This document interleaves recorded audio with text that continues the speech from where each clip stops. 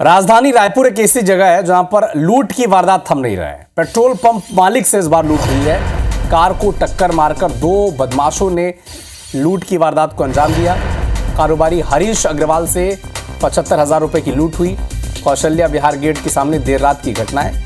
माना थाने पहुंचकर कारोबारी ने शिकायत की है। देखिए, हरीश पेट्रोल पंप के मालिक हैं। इनकी गाड़ी को पहले टक्कर मारी गई और उसके बाद लूट की वारदात को अंजाम दिया गया। 75,000 रुपए इनसे लूट लिए गए। कौशल्या विहार गेट के सामने देर रात की घटना है।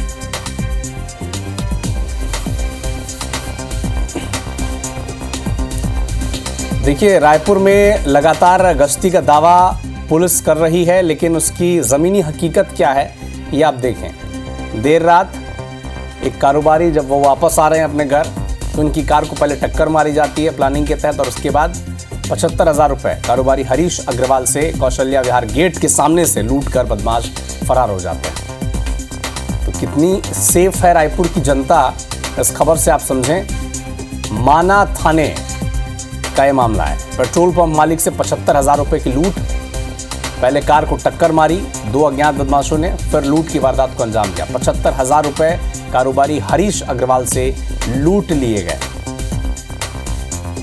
कौशल्या विहार गेट के सामने की देर रात की घटना है। पुलिस लगातार मामले की जांच का दावा कर रही है, लेकिन जांच से होगा क्या? अगर गश्ती नहीं है, बदमाशों में कानून का खौफ नहीं है, तो फिर स्थिति सुधरेगी नहीं।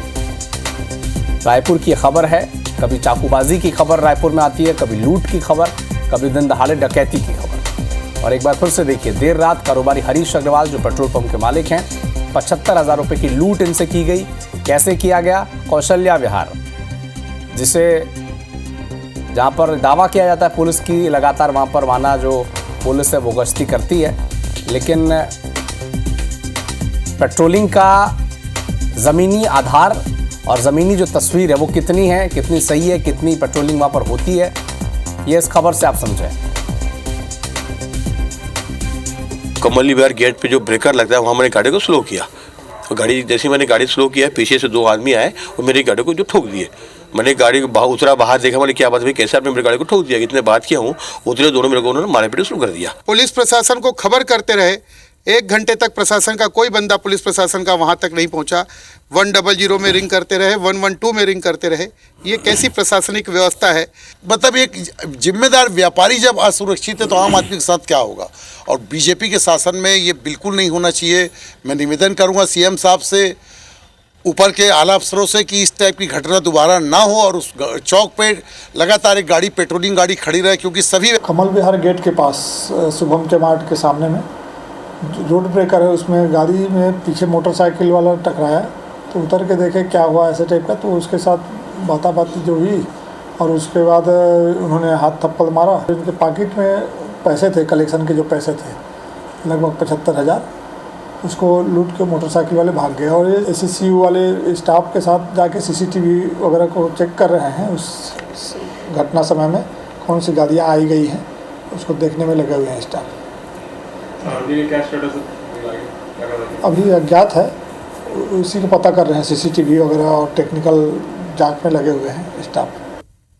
ये खबर में ज्यादा जानकारी के संग रायपुर अमर सहयोगी तहसील जैदी अमर कर ये बार सीधा लाइव जुड़ा थे। तहसील एक बार फिर लूट की घटना हुई, एक बार फिर शहर की सुरक्षा ले के सवाल उठे लगे। कौन तरह ये पूरा वारदात ला अंजाम देगी, इसका आरोपी मन के बारे में कुछ पता चल पाए?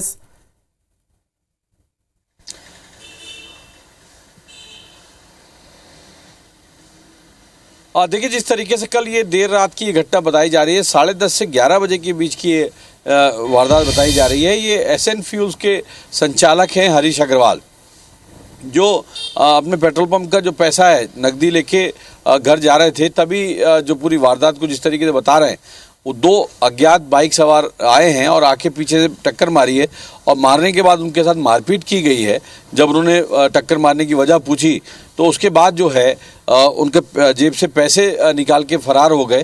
तो ये कहीं ना कहीं कोई गैंग सक्रिय है, इस बात से इनकार अभी नहीं किया जा सकता, क्योंकि जो मॉडस है, जो इनकी एक जो तरीका वारदात है, वो एक जो गैंग की है, क्योंकि इससे पहले भी इस तरीके की वारदातें रायपुर शहर में होती रही हैं। हालांकि उसमें कई बार लोकल जो बदमाश होते हैं वो सामने आते हैं। तो अभी ये देखने वाली बात होगी, क्योंकि इस पूरी वारदात के बाद सारे व्यापारी जो है कल देर रात माना थाना पुलिस स्टेशन पहुंचे थे। वहां पे उन्होंने शिकायत दर्ज कराई और इस बात की मांग, क्योंकि वो जो इलाका है कौशल्या विहार और डूमर तरई और ये जो माना इलाका है, ये रात में दिन में भी काफ़ी सुनसान रहता है और रात में तो और किस तरीके का सन्नाटा रहता है ये सभी लोग जानते हैं। लेकिन जिस तरीके से जो वारदात की जगह बताई जा रही है, वहाँ पे इससे पहले भी कई वारदात हो चुकी है। क्योंकि अगर बात करें डूमर तरई से कई व्यापारी पैसा लेके निकलते हैं, तो उनके साथ भी ये वारदात हो चुकी है। और जिस तरीके से चाकू मार के कैश लूट की वारदात हुई थी कई साल पहले, उसके बाद भी छोटी छोटी जो वारदातें हैं वो वहाँ होती रही हैं, चाहे वो स्थानीय लोग हो चाहे बाहरी गैंग हो। अब ये देखने वाली बात है कि पुलिस उसमें आज सीसीटीवी चेक कर रही है कि किस तरीके से वारदात हुई है। तो ये एक गंभीर विषय बन गया, क्योंकि जो डूमर तरई इलाका है और जो काफ़ी जो कौशल्या विहार है, वहाँ पे पुलिस चौकी की मांग होती रही है व्यापारियों के द्वारा।